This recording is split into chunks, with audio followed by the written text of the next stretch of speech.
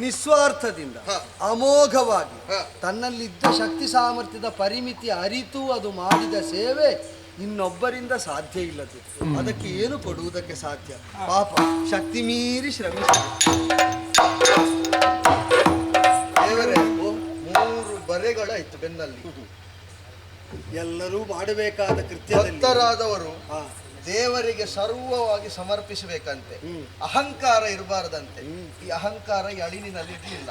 ಅಹಂಕಾರ ಇರಲಿಲ್ಲ ಮಾತ್ರ ಅಲ್ಲ, ತ್ರಿಕರಣ ಪೂರ್ವಕವಾಗಿ ಸಂದಾಯವಾದಂತಹ ಸೇವೆ ಯೋಚನೆ ಮಾಡಿದ್ರೆ ಅದಕ್ಕದು ಮಾಡಲೇಬೇಕಾದ ಅನಿವಾರ್ಯತೆ ಏನೂ ಇಲ್ಲ. ನಾವು ಮಾಡುವಾಗ ರಾಮನಿಗಾಗಿ ಎನ್ನುವಂತಹ ಒಂದು ಅಹಂಭಾವ ಇತ್ತು. ಮಾತ್ರ ಅಲ್ಲ, ವಾಲಿ ನಿಗ್ರಹವನ್ನು ಮಾಡಿ ಕಿಷ್ಕಿಂಧಾಧಿಪತ್ಯವನ್ನು ನಿನಗೆ ಕೊಟ್ಟದ್ದಕ್ಕೆ ಪ್ರತಿಯಾಗಿ ನಿನ್ನ ಮಾತಿನಂತೆಯೇ ನೀನು ನಡೆದುಕೊಂಡೆ.